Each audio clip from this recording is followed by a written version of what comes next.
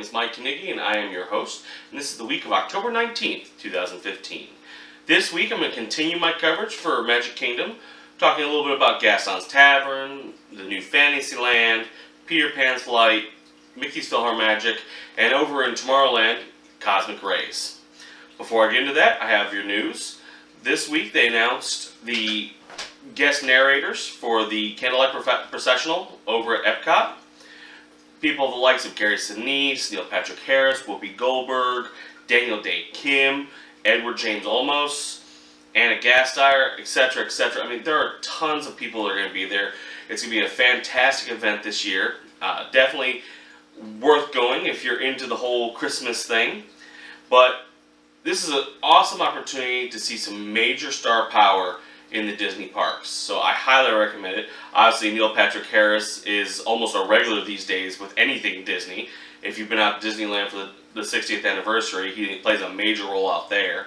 And Edward James Olmos, long storied career in Hollywood at this point. Many of the younger fans know him from the Battlestar Galactica series. He's actually be covering it during Christmas itself. So great opportunity to go check out an amazing Christmas event. They do actually have some dining packages that go in with it, starting at $35 for lunch, where you eat and then you get priority seating with the show, and then $50 for dinner, same deal, you eat and then you have priority seating. If this is something that you're interested in, contact your travel agent, contact Disney directly, or contact me. Be happy to help you get it set up and get you in. But this is going to be a hot event, a lot of star power going on, so if it's something you're interested in, I would highly recommend looking into it ASAP. They just released it, but it won't last long as far as tickets are concerned. I mean, if you've looked at Mickey's Not So Scary Halloween Party, for example, it's essentially sold out for the rest of the year. There's very few spots left to get into that. So if that's any kind of a sign as to how big these events are getting, I'd highly recommend getting in now while you can, if you're going to be at the parks or if you live in Florida and you're close. Another piece of news is the Flying Fish Cafe over at Disney's Boardwalk Resort. It will be going in for a complete refurbishment remodel starting on February 1st. They're talking everything from the actual look of the restaurant to the menu itself. From what I understand, the name is going to stay, but they're basically gutting it and changing it. It's supposed to have a full-out show kitchen where you can see the chefs working, a new wine type thing going. Again, like I said, they're working on a new menu for it. Don't have a lot of details as to what it's going to be and what that menu is going to look like, but obviously as I get that kind of info, I'll give it to you guys. Another piece of info, Tortuga Tavern, which is pretty much a very seasonal restaurant. It's opening up with a brand new menu, a completely barbecue themed menu from like barbecue chicken, pulled pork, etc. Pecos Bill's, another restaurant there in Magic Kingdom, just rolled out a Tex-Mex menu. I haven't unfortunately had an opportunity to try these menus, but they look fantastic. Of course, Pecos Bill's very well known for having that fixin' bar. Well, apparently they've really expanded it to beef up the things you get from the counter. So definitely worth checking out if you're into Tex-Mex and Mexican food type stuff. Definitely a quick service that you might be worth checking out, especially if you're on the dining plan. Another piece of news. This comes all the way from Disneyland, actually. Spider-Man will be appearing at Disneyland now. They are opening up the Superhero HQ. It's going to be opened up starting November 16th. And in that Superhero HQ, you can have a meet and greet with Spider-Man. Apparently, they're going to have the whole virtual thing that they've done on the cruise ships where you can armor up like Iron Man and wear the different suits. Apparently, you can also cross the Bifrost and meet Thor. A lot of interesting stuff that could come on with this. Unfortunately, my Florida fans, due to the Universal deal, we probably won't see very much of the Marvel characters. It just is what it is. It was something that Marvel set up long before they became part of Disney. So we're kind of limited there. But in their other parks, like Disneyland, overseas, like Tokyo and Shanghai, the cruise lines, they're finally starting to really integrate these Marvel characters. So for those of you out towards Disneyland, particularly if you're going to check out for the 60th anniversary, starting in November, you get to see Spidey and some of the other characters. So highly recommend checking that out. If anybody goes to visit him, shoot me a message. I'd like to hear your thoughts on it. Did Spider-Man look convincing, or was it kind of Halloween costumey? Love to hear your thoughts on him. So the final piece of news that I'm going to throw at you guys this week is something that's coming to Hollywood Studios. That's right, ladies and gentlemen. Something that's actually opening at Hollywood Studios, not closing. So, Hollywood Studios, starting, unfortunately, here it is, December 5th, they will be opening a thing called Club Disney. Okay? It's going to be at this Sunset Showcase. Right there off the Sunset Boulevard, over by Tower of Terror, Fantasyland, and that kind of stuff. They're going to be opening up this Club Disney. Now, what it's going to be is, essentially, it's going to be a dance party. You've seen dance party type things over at Magic Kingdom, out there in Tomorrowland and whatnot. Same concept, but this is going to be a club atmosphere. They're going to have a live DJ on board. They're going to be doing, from Radio Disney, they're going to be doing the top 40 hits from Radio Disney. And you're going to get a chance to dance with the different characters like Mickey Mouse and some of his pals. And apparently the walls themselves are going to come alive with Disney art. Mainly like your classic and moving images from Disney. So I'm not sure what that means yet. There's a lot of possibilities with that. It could be like from the Disney Cruise Line, where the characters appear on the walls and they slowly go from black and white to color and change and whatnot. I don't know if it's going to be like that, where it's a behind projection, or if it's something they project down on the walls. No real detail on how that is going to come into play.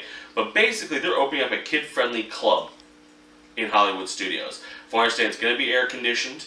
So, even if you're not going there to dance and party, you can slide in there on a hot day at Walt Disney World and kind of cool off. So, as I get more details, obviously I'm going to come back and hit you guys with that.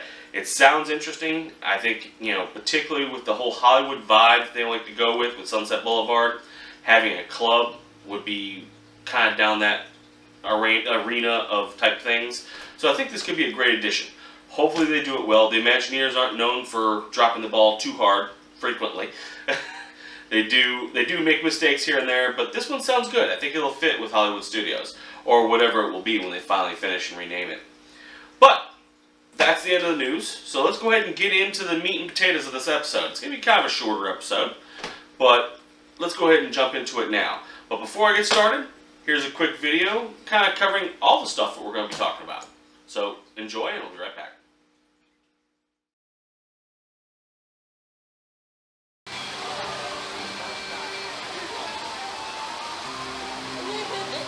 I'll see if I can find it online.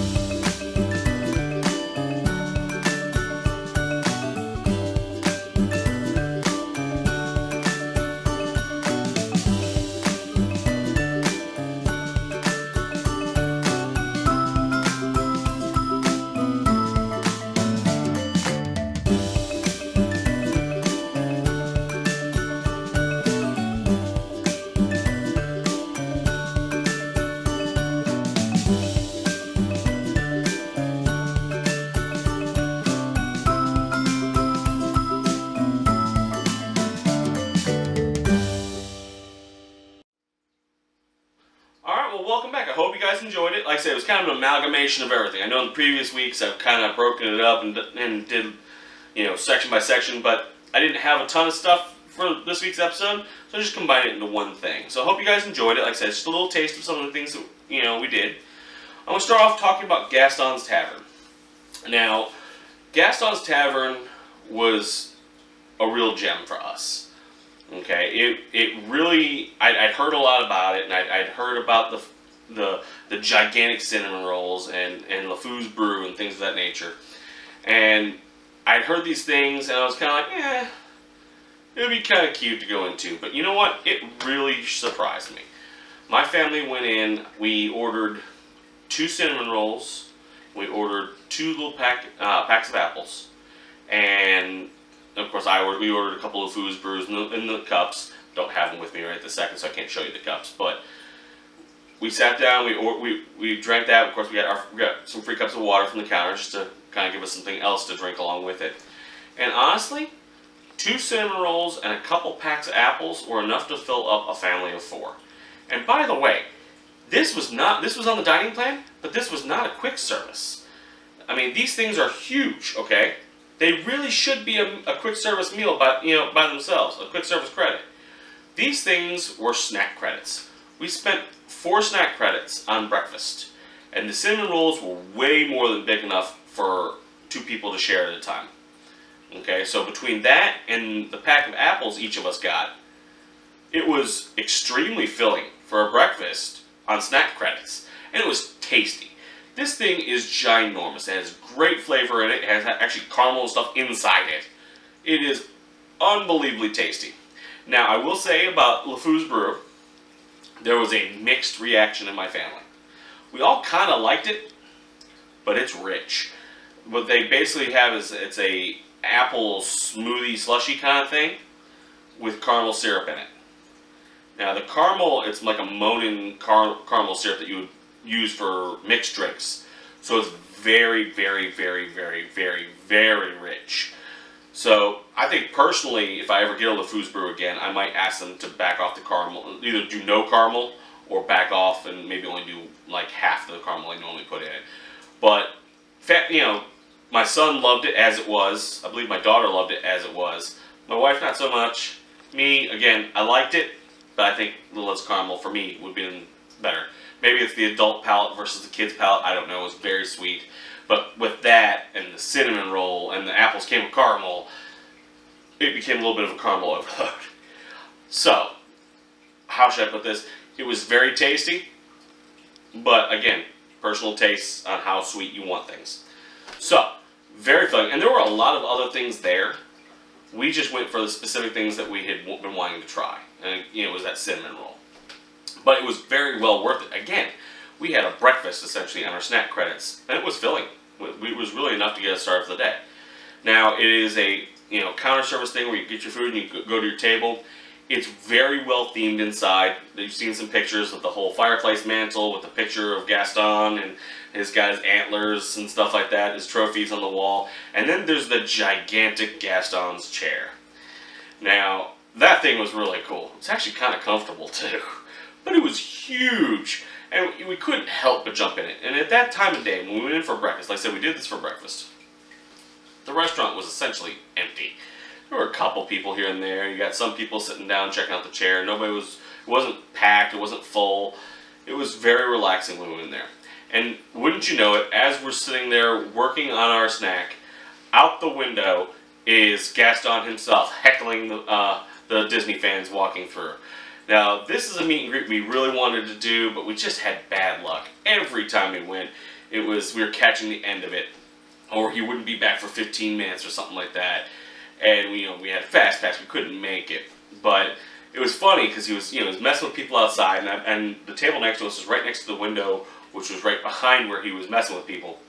I guess they were knocking on the window trying to get his attention and mess with him, and he came in and just gave them all kinds of garbage, and not in a bad way. It was in a funny, I'm more important than you kind of way, what you would expect from Gaston. And he was a lot of fun, and it was really cool to see him come in and interact with some people in the tavern.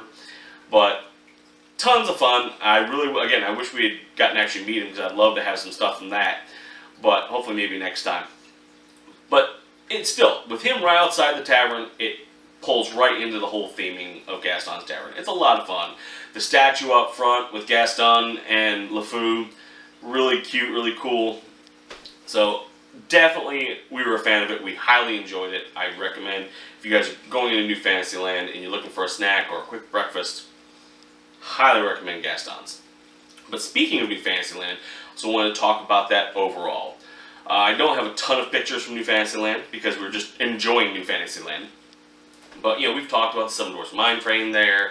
We've talked about Enchantel's Belle, the Beauty and the Beast restaurant, Be Our Guest. New Fantasyland was an amazing, or is an amazing addition to Walt Disney World. Of course, there was Fantasyland beforehand, but it wasn't to this degree. They have really stepped it up with their theming and the whole concept of that area of the park. It's a lot of fun, and you know, I have nothing but positive things to say.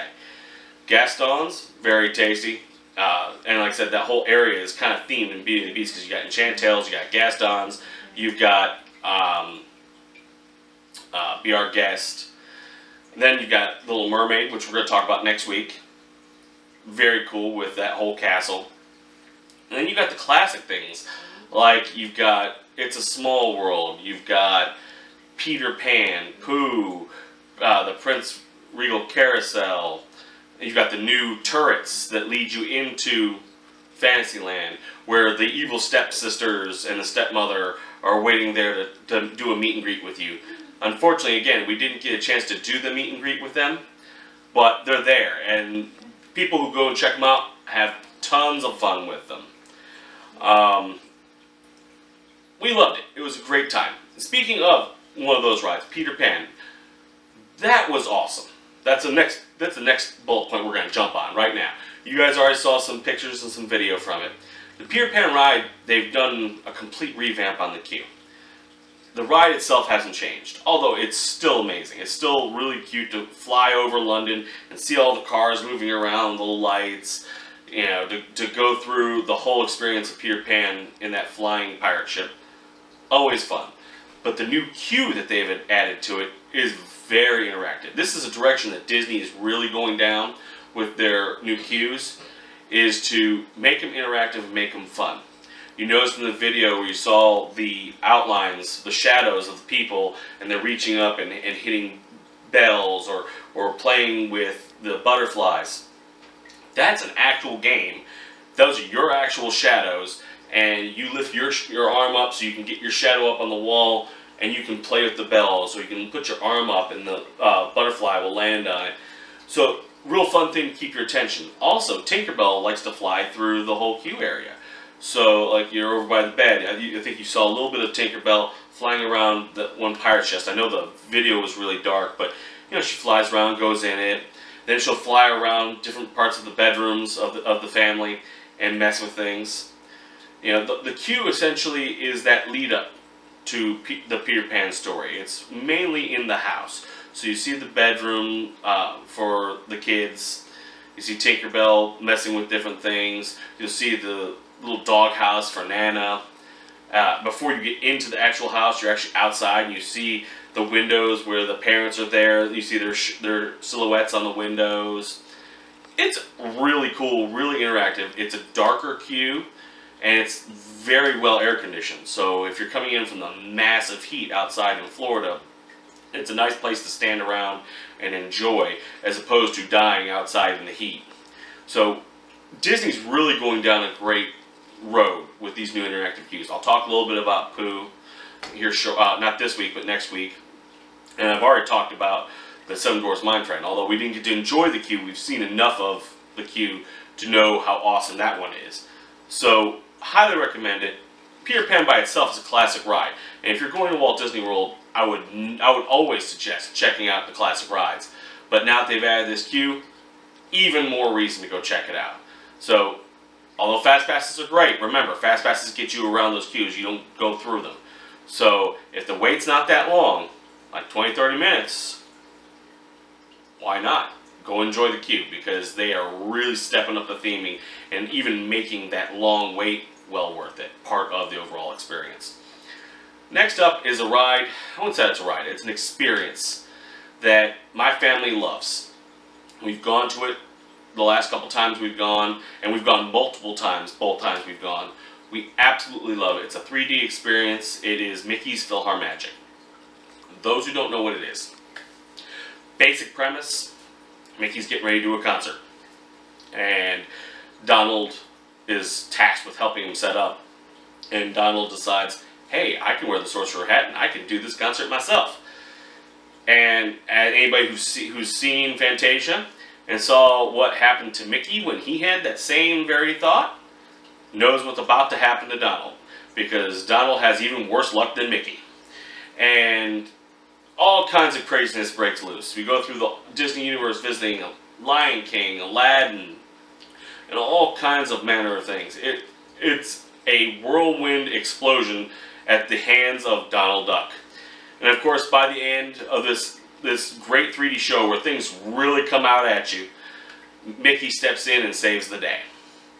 But you know, I've got, I think, only a couple pictures from Mickey's PhilharMagic, unfortunately. So the opening queue, I believe I've got the arch for the main stage on there. And of course I have the picture of Donald all wrapped up in instruments in the gift shop. I don't want to give too much away exactly what happens in the show, because if you haven't seen it, it is definitely well worth checking it out. I've never looked it up on YouTube to see if it's available on YouTube. I'm imagining if it is, it might be a little wonky, because again, the show is 3D, not, you know, your regular 2D. But if you're in Walt Disney World and Mickey's PhilharMagic is up and running, because I know they did shut it down, do a quick refurb on it, please check it out. It is one of my family's favorite rides or experiences. And again, the last couple times we went on like 2 or 3 times each time we went, because it is just that awesome. It's the same every time, but still fun. So, the last thing on my list this week is Cosmic Rays. So, this is an interesting experience. Cosmic Rays is a quick service restaurant out in Tomorrowland. Inside is you've got multiple bays where you can choose what you want to eat, and then there's a floor show with a character called Sunny Eclipse. And basically he's a lounge singer. He's a galactic lounge singer, and he's singing you songs and talking about things that from his life and comparing things to, you know, his life versus Earth and things of that nature. It's really a cool show. If anybody's been to things like Showbiz Pizza or Chuck E. Cheese, same kind of an animatronic character where, you know, he's sitting there playing music and talking to you. Real fun show to listen to, but it's a quick service restaurant and it's kind of huge. Now that pit area, that bottom area where Sunny's at, is what usually packs out first. There's actually dining areas up on the main floor, because it's kind of, how should I describe this? You've got where you get your food, and then when I say pit, it goes down, and down here is where the dining is in front of Sunny Eclipse. So you've got this dining area, and then up here where the bays are, because there's multiple bays where you can order different food at each bay, there's a dining area over here as well. So if you're down in the pit, it does tend to pack out, because like I said, everyone wants to go see the show. That's where that's where the entertainment is. But if you're just looking to get in and get out, there's the spot up top over by where they have a condiment bar for where you build your own burger. That doesn't tend to pack out because no one's really going over there. So lots of dining in this restaurant, and there's a decent amount of choices. They've got sandwiches, they've got like this half chicken that you can pick up and eat, all kinds of things. And of course, you're on the dining plan, you get the dessert along with it. So it's really interesting. It's an interesting restaurant because, like I said, there's different bays, and each bay has different menu items you can choose from.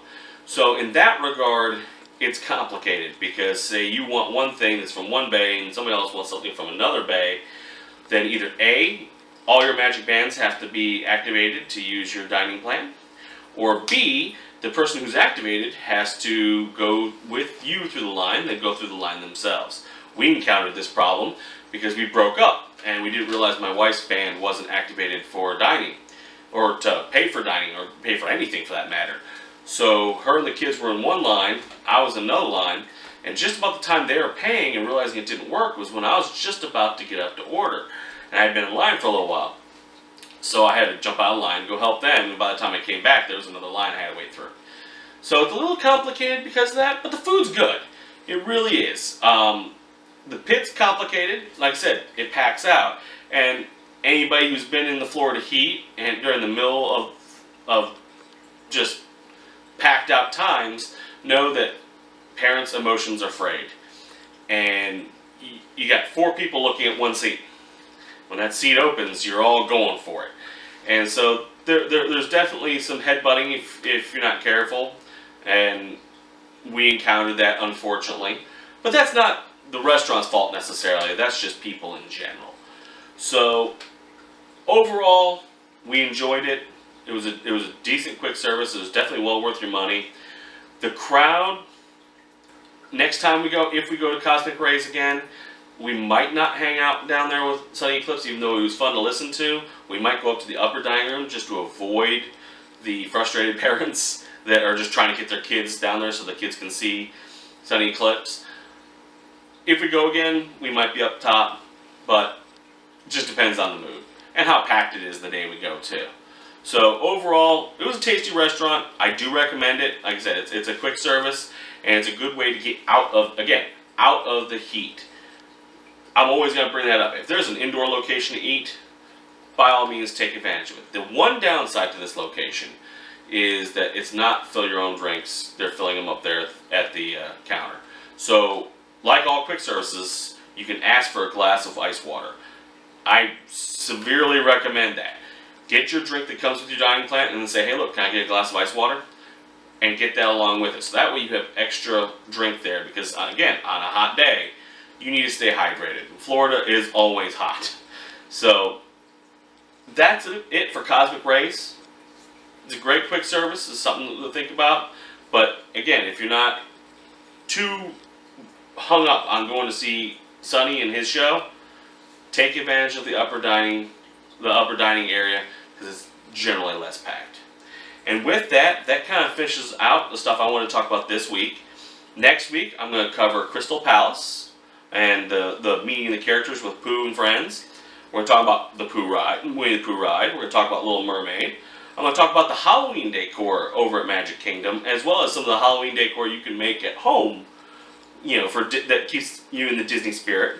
I'm going to talk about Haunted Mansion a little bit, and I'm going to talk about our first visit to Tom Sawyer Island out at Walt Disney World. And with that said, Walt said it best. I hope we never lose sight of one thing. This was all started by a mouse. Thank you for watching this week, and I look forward to seeing you guys next week.